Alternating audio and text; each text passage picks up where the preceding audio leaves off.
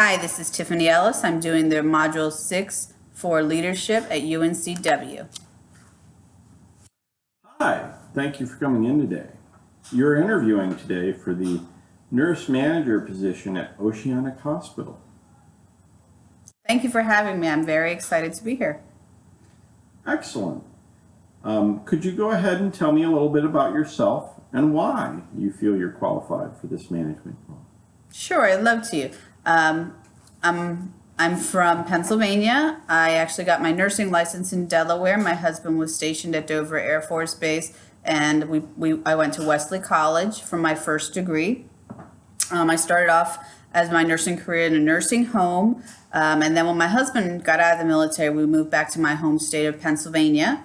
There, I started off on a med-surg floor. It was a cardiovascular floor. We did some like FemPop bypass surgeries. We did a lot of diabetics and general med-surg. From there, I went to the cardiac ICU. I wanted a new challenge, and one of my patients became very ill one day, and I thought that, wow, I really wanted to be that good, that kind of nurse. So I went to the cardiac ICU. I went through what's called the ECHO program, and it was like an internship to become a critical care nurse at the time. Again, that was 15 years ago, but from there, I became a nurse educator for the cardiac ICU. It was a position that was developed for me. I had been as a staff nurse for about 4 years, and they needed someone to take over education for the unit. So I had already taken lead on the education committee, and so I was able to obtain the position as nurse educator. Through that role, I took on not interviewing the nurses, but when they did come to our unit, any new grad or experienced nurse that came on, I developed their education, their orientation, and then for the regular staff that we had, I did our yearly education as well. It was my job to make sure we were ready for magnet status. While I was there, we did our first initial magnet interviews and obtained magnet status. So I had a big part in that. And from there, we moved to North Carolina with my husband's work. And so now we're in North Carolina here. I started off at High Point Regional as an assistant manager. Unfortunately, it was night shift, and it didn't really work with my schedule, with my family. So I was only there for a short amount of time. But in that time, I also helped them with their magnet status. It just so happened that they had applied. And so I was there and actually interviewed with the magnet people. I also was in charge of the schedule for night shift there. Not so much the budget, but I did do the scheduling for our night shift staff. From there, I went to UNC Chapel Hill, which is where I'm at now. I started on the cardiac ICU there and worked there for 3.5 years.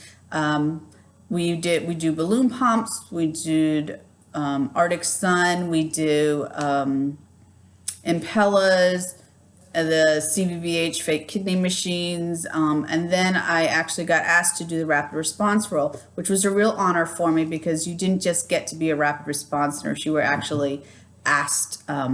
They chose you, so it was very much an honor to have obtained the position I'm in now. So as a rapid response nurse, I've been there for about four years.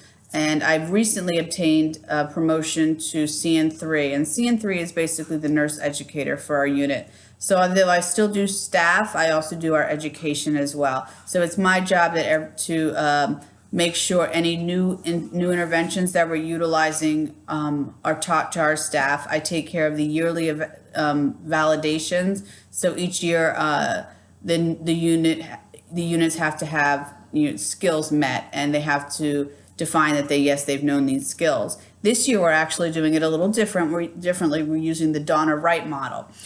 So in the Donner-Wright model, each unit has to come up with their own validations instead of everyone having to do emergency measures and everyone having to do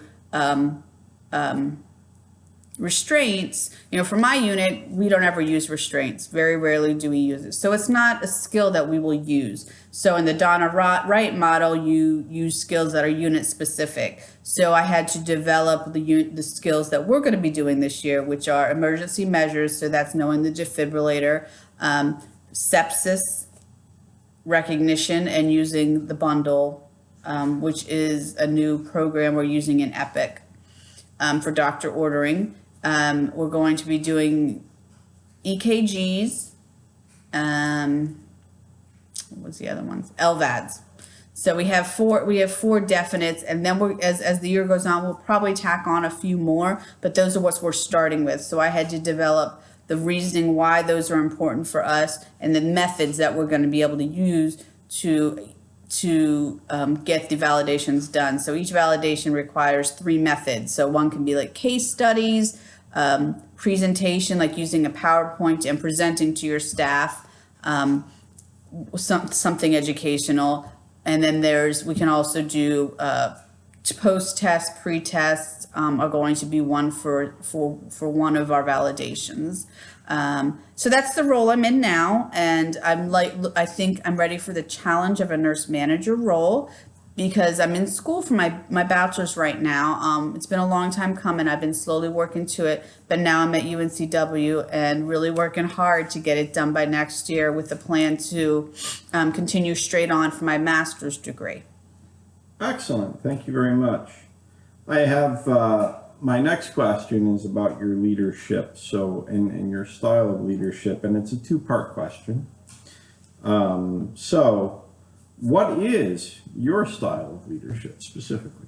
I believe I'm a democratic leader. I want all of my staff's input. Even as an educator, I am able to, I want everyone's input and everyone's opinion. I can't do this alone. It's a village mentality, I think. We need to work together, and it's not just my opinion that counts. So I feel like I want everyone's opinion on how to make our goals met, make the hospital goals met. Excellent. So understanding your style of leadership, what style do you prefer your supervisors to display to the hospital, and why? I think it is a benefit to have different styles, but to respect each other's styles. So I think my supervisor would probably have to be more authoritative than I am, because I am democratic, but I do think I need that background noise telling me, don't forget, we have to follow policies. We have to do it the way the hospital's expectations are, and what's safest for the patients. So I think having well-rounded management, by having a piece of the puzzle, a couple pieces of the puzzle to come together, would be good. So I think I would want a supervisor that's more authoritative. Excellent. Thank you. Can you describe the core values that are most important to you, and why? My biggest core value, I believe, is integrity. I want to make sure, I want my conscience kept clean. I want to be able to go home and to my family at night and know that I've done everything I can for my staff and my patients. I think that I pride myself on my honesty, and I expect honesty of others, from others. I want to be able to have integrity is important, because that's what trust is about. To have if your staff doesn't trust you, you're not going to get anywhere. So that's why I think integrity is the most important. Excellent. Could you give me an example of a model of care that you believe is effective in delivering high quality, fiscally responsible care? Okay. I think the modern team concept is probably the best one that I would use. When you have a team mentality, financially, it's the hardest part of being a leader, is the financial aspect of it. So I think when you have a team mentality and you're inclusive of their needs, your productivity is going to go up. When you have a team that trusts you, they're going to want to do things to help you, and they're going to want to help the organizational goals. So transparency is important, and I believe that goes along with integrity and trust. I think it's going to include the team concept includes will enhance the quality of your service, so it just makes everything better. Excellent. So, can you list 3 skills that you feel are most important for managers to use when leading an interdisciplinary team? Interdisciplinary teams are interesting. You have to have so many aspects of what the goals are. So I think having an understanding of the emotional undercurrent of the staff of the team members. So who do you already know is already going to agree to do it to help, versus who's only there because someone told them they had to be there, versus those people in the middle. They're like, I really want to help, but I don't know if this is the way I want to help. So I think understanding the emotional state of every person on the team is important.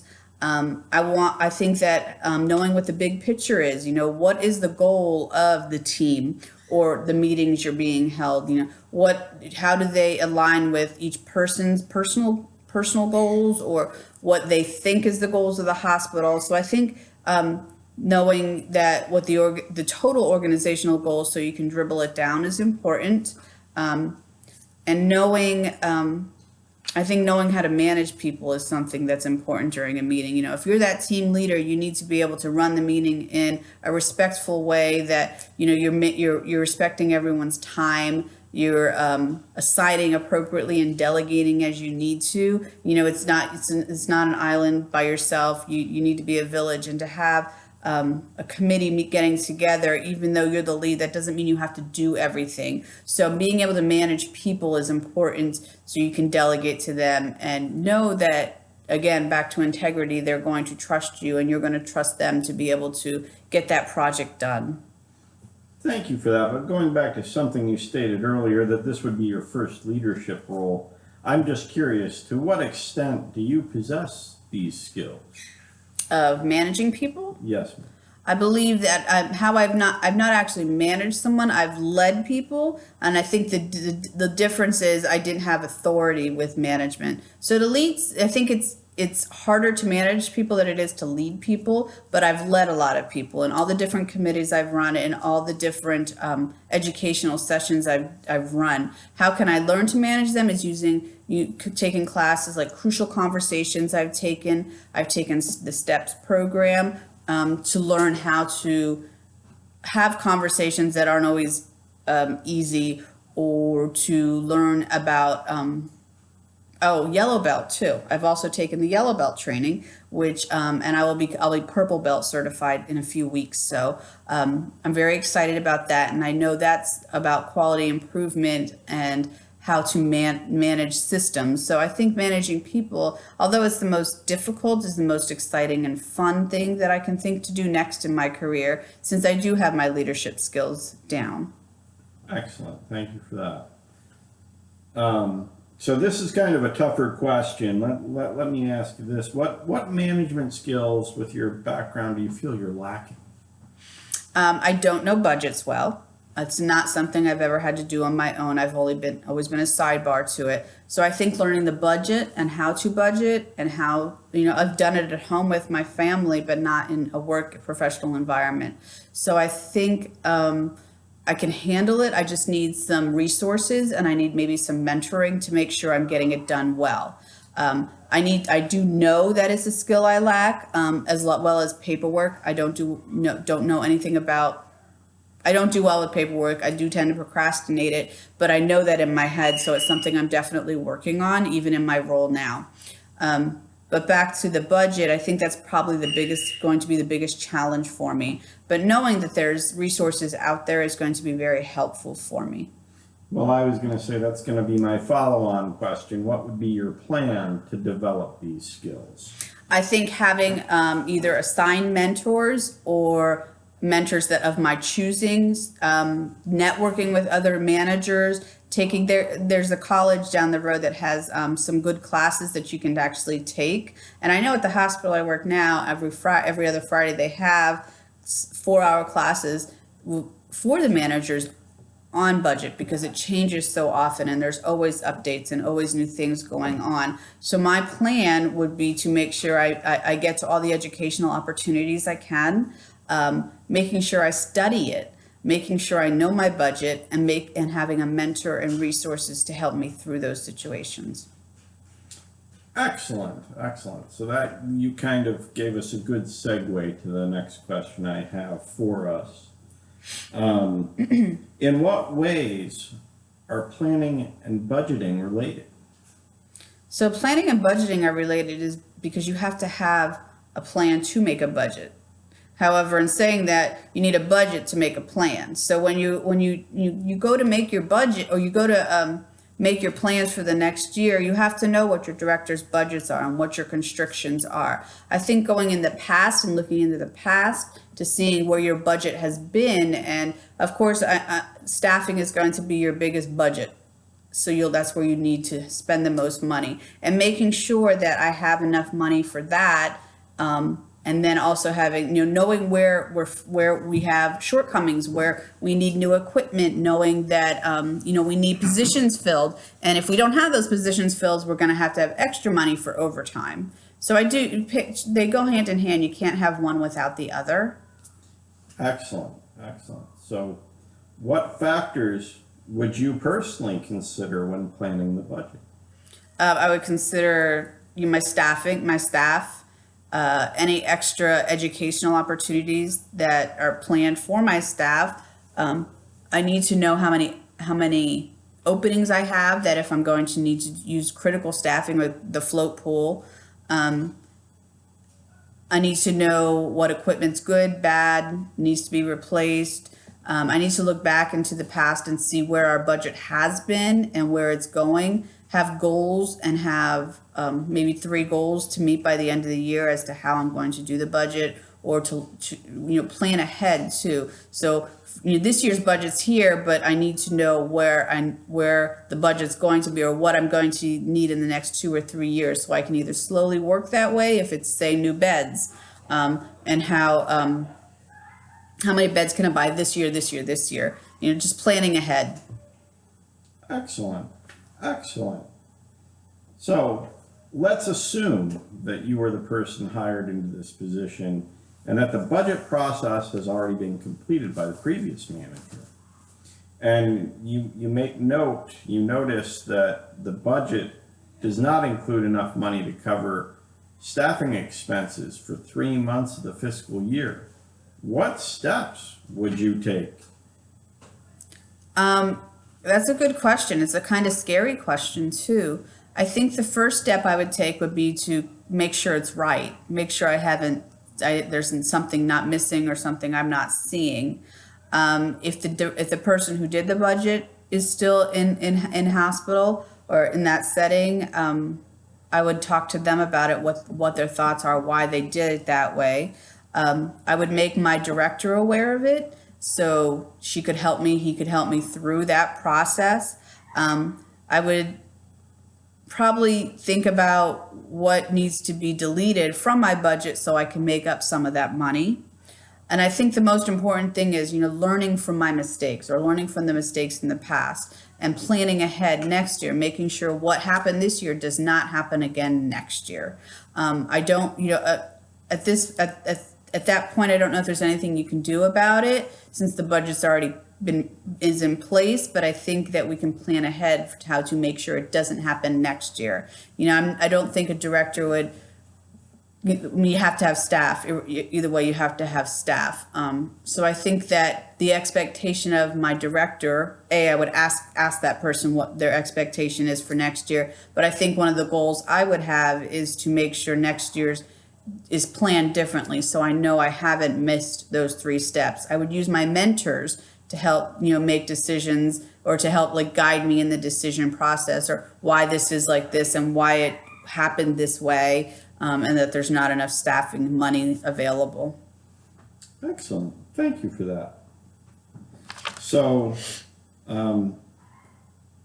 let me ask you this. How would you describe your level of emotional intelligence? Emotional intelligence. I've taken a couple quizzes on that, and they've all been ranked high. And I think that's because I think I use my emotions to my advantage. I don't get overly emotional and involved. I just try to keep on an even keel at all times, and take in information instead of, I try to be proactive versus reactive. And so I kind of try to know what everyone else's emotional state is as well as mine. And Excellent. acknowledge it, I guess, is what emotional intelligence is, acknowledging what your emotional state is and trying to know what other people's are as well. Excellent. That's a very good explanation. However, could you give it 2 examples of how your emotional intelligence has positively impacted a group or a team?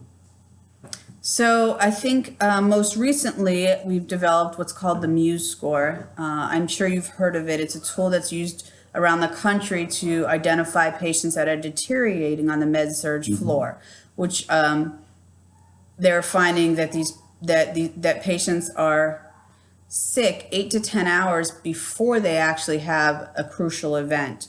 And so one of my jobs as the rapid response nurse is to educate people and get them emotionally prepared for this type of patient.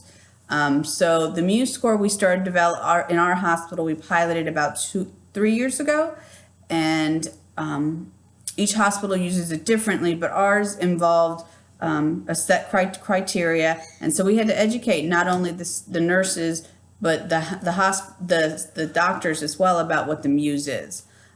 So we did that, and it's kind of an emotionally charged situation because according to the Muse score, you have to call a rapid response or let the rapid response nurses know about a patient when the patient hits the score of 7.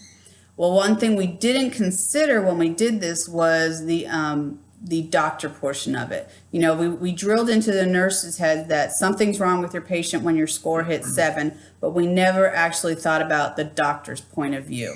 So in this last year and a half, we've realized, and it was really our fault, that we didn't include all the doctors in on all the education. So we had these nurses over here saying, well, the rapid response nurses are telling us to call rapids, and the doctors are over here going, well, why didn't you call me beforehand, and why didn't you let me know about this patient? Why am I just hearing about this patient now? And then they would get mad at the nurses and at us for, they thought we were overreacting. So we had to develop education for the physicians as well. So I had to find, their emotional state was really high and frazzled, and the poor nurses are over here getting all frazzled out because the doctors are mad at us. And so we needed to come together with the doctors and the nurses as one. And so we started joining the doctors' simulation labs. So we would go into their simulation labs when they were learning about the defibrillators and the emergency equipment and stuff. And so we went in and discussed our role. At that point, it was so interesting because they didn't know that we all came from the ICU. They had no idea. They thought we were just med-surg, not just med-surg nurses. They thought we were med-surg nurses who thought we were better than everyone else. And that was what they thought. So we had to go in and explain that no, we're all seasoned nurses, we're all ICU nurses, and we're there to help them as much as they are for the nurses and the patients as well. So we've been doing that and explaining to them what the Muse score is and why it's important. And so that really helped them understand us better, and they became friends with us, and their emotional level came down some, and we kind of started meeting more in the middle. So now I have doctors calling rapid responses as well because they understand the importance of it. Excellent. That's one example. Would you happen to have one more you could give me? I can. We can talk about the sepsis initiative. So sepsis is one of the biggest killers of patients in the hospital. Is ranked number 11. And so we're trying to, and with Medicare and Medicaid not paying for things that happen after you're in the hospital, such as sepsis, pressure ulcers, UTIs caused by catheters, we're trying to avoid sepsis. And so we've developed a bundle that we've had to, gone to the doctors to help all of us get on the same page, so we're meeting the same we're finding these patients earlier, and we're finding them because of the Muse score. But once we've decided that the patient's septic, some of the doctors are not doing the whole sepsis bundle. So we have a bundle of getting 5 items done within 1 hour. We're getting fluids involved, we're getting antibiotics, we're getting blood cultures, we're getting a lactate. So the biggest one of the biggest hurdles we've had is lactate levels, because our patients can have high lactates for several reasons. They can have surgery, recent surgery, they can have liver failure. If they have a high fever and they're having rigors, their lactate level is going to be high. So these doctors didn't want to complete the bundle. And so we had to educate on that. And we still haven't met that, but their emotional levels are a little bit scattered, especially the surgeons on that. So we have some difficulty with that. We're still working through it, but it's getting better. I think more than not, they're just tired of hearing us, so they're actually just ordering the lactates anyway. And then the second thing that we're missing is the amount of fluids we're giving these patients. So our goal is to give 30 milliliters per kg of IV fluids in 1 hour. But because of our dialysis patients and heart failure patients, we're having problems with that. That wasn't a nursing issue, because the doctors had, and we know that, clearly a nurse knows that you can't give too much fluid, but then you have the rapid responses nurses pounding into your head, you need to give it. So we had to make contingency plans, because the nurses wanted to give the fluid and the doctors are saying no. So we had to meet the doctors there as well. To their part, they actually kind of won that battle. So they have the ability to say yes or no to fluids, but then they have to put a note in saying why. It can't just because the patient's got CHF. It has to be because the patient's already loaded and already fluid overloaded, and they have to have reasoning, but we've met them on that emotional level to give them the ability to tell us just no, we're not doing it because of this. As long as they have a reasoning, and I think that's what nursing as a profession needs to give the doctors accolades, because they are doctors. They've been in school for a very long time, but they also need to give us the accolades that we've been in school, and they need to give us a reason. It can't be because you're the doctor. This isn't, because mom said so. It's not because the doctor said so. It's, you have to give us a reason. So as long as they do, it's fine, and we don't push anymore. They thought we were clearly being too pushy, and we were, but that's because it's been drilled into our heads. So emotionally, we did meet. It's still a little bit of trouble, but we are getting better at it. Excellent. Thank you for that. That was a very good explanation. I know we've been talking for a while now, and I just have one more question for you. Is there anything else that you feel would be important for me to know about you and your qualifications to lead and manage this med-surg unit? Again, I have never been a manager before, but I have a lot of leadership skills I've developed over the years between being a nurse educator and being an advocate as a nurse. As a rapid response nurse, I have a lot of leadership skills under my belt. I've taken the yellow belt and will soon have my purple belt, which of course is quality improvement. I have my CCRN, which I've been able to certify that yes, I am a very, very good nurse. I've been a nurse for 20 years, so that gives me a lot of background. I'm in school for my BSN now with the plan to immediately go on to my MSN. I do have a B average in school right now, and I plan on continuing, if not getting better. I've been on several missionary trips, and I've led what we do, we go to Jamaica and we have a clinic. And in the clinic, I'm the lead nurse there. I triage the patients through to where they need to go. We take 3 nurses, 3 doctors, 3 pharmacists, and I'm the first person that the patients see, and I will talk to them and prioritize how sick they are versus they have a cold. But it's we see a lot of patients for diabetes and blood sugar issues and asthma. Allergies, asthma, diabetes, yeah. So, and a lot of young girls coming in pregnant, unfortunately. But in that process, I've learned a lot about leadership because I've had to we only have so many drugs we can give out. We only have so much time that we're at each facility, because we go to 4 different churches in a 5-day period, and so I have to say no to people, which is difficult, especially in that third world environment. But you have to do what you have to do. Usually we'll slip them some Tylenol just to at least go home with, so they don't feel like they've waited all day and have gotten nothing out of it. But back to, I'm very excited for this opportunity. I really think I will do well at your company. I think that I'm prepared and I'm ready for the challenge of this manager role. And, I've been a leader for a long time in many different ways, between committee leaders. I've been a chair of the professional development committee. I've been a member of the quality committee. I've helped develop policies for Arctic Sun, which is a hypothermia protocol we used in the CICU. I think Med-Surg is a big challenge because they're bigger units than the ICUs, and I'd really like the opportunity to develop more skills at your facility. Excellent. Well, thank you for taking the time to come in today. We appreciate you taking time out of your schedule for this, and we look forward to, we have a few more interviews to conduct, but we will be getting back to you in short order. Thank you very much. Thank you very much. I hope you have a good day. You are.